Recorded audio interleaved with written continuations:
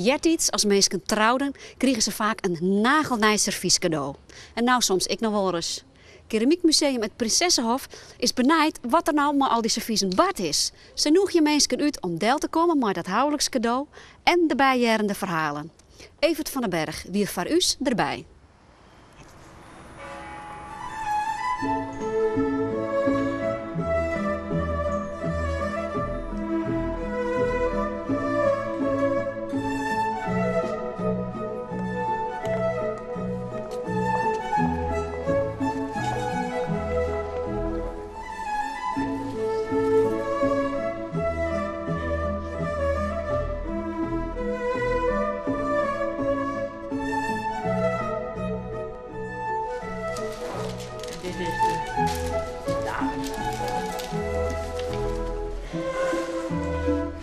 Het is echt een schattig serviesje. Leuk, hè? Ja, en echt nog zoveel leuker als op de foto. Even een vraag. Wat hou je op? Aardappels, 2 ponsjes en een botervlootje. En dit? Dit is de trouwfoto. 28. 11 april is de opening van onze tentoonstelling Scherven en Geluk. En dat gaat over huwelijksserviezen in Nederland. En we hebben het hele museum staat vol met serviezen van mensen die hun servies hebben ingebracht. Dat gaat vandaag allemaal gebeuren. En het zijn dus heel veel mensen uit het hele land die hier hun servies komen tonen. En het wordt een prachtige manifestatie. Op latere leeftijd kwam mijn moeder bij ons in huis, had ze nog 1 kannetje van haar theeservies. En dat wilde ze niet wegdoen. Ze zei, het is toch niet zo bijzonder, waarom wilt u het niet wegdoen? En toen zei mijn moeder, het kan zijn dat ik daar nog uit moet drinken. Dat jullie mij daaruit moeten laten drinken als ik het zelf niet meer kan. En dat vond ik heel ontroerend.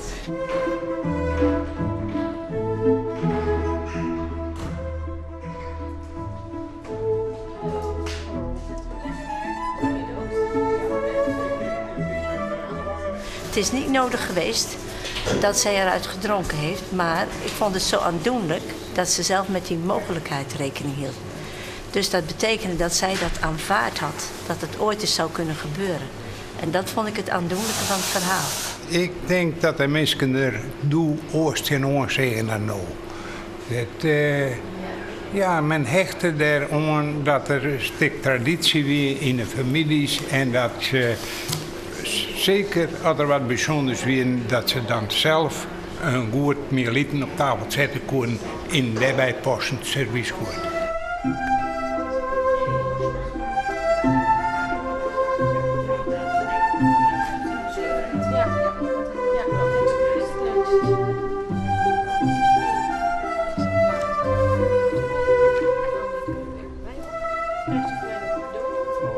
Wij woonden toen in Den Haag en wij woonden daar op de 3e etage.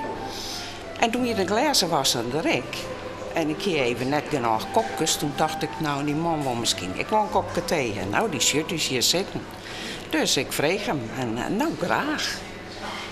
En dan pakte ik zo'n kopje van het nieuwe servies, ja. En de ben zegende me afgrijzen. Nou, van, jongen, sam maar even en dat mooi nou. Maar uiteindelijk had die man een kopje thee en toen zei er ik nog. Zo mijn vriend en ik in hem mooi, die stiet je voor 1 truutje naast. Nou, die stiet er. Dus 2 van zulke kopjes die hij daar boven de laan van Meerdervoort zweeft, maar de glazen wassen. En die ben weer veilig binnengekomen. En wat gaat er met het kannetje uiteindelijk gebeuren? Nou, dat blijft gewoon in mijn bezit. En ik vertel het verhaal door aan mijn kinderen. En mijn kleinkinderen, die mogen mee. Maar dat is maar 1 kannetje en er zijn 2 dames. Hoe doen we dat? Dat weet ik niet. Misschien krijgt de een dan een andere erfenis. Ja, maar of de oudste krijgt kans. Oh ja. Wie is de oudste? Zei ik.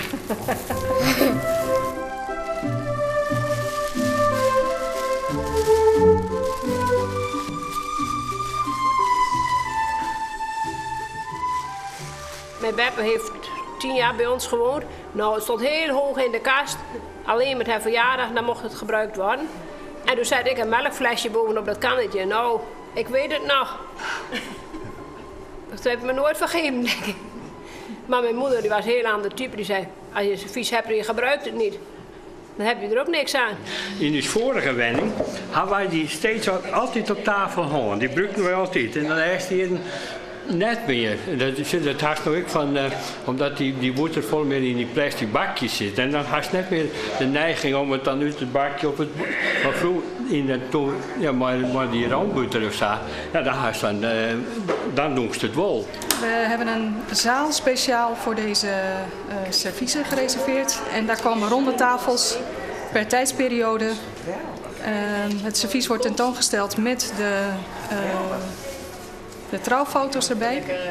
Met de namen van degenen die getrouwd zijn en het jaartal. En zo krijg je dus gewoon een heel mooi tijdsbeeld, overzicht.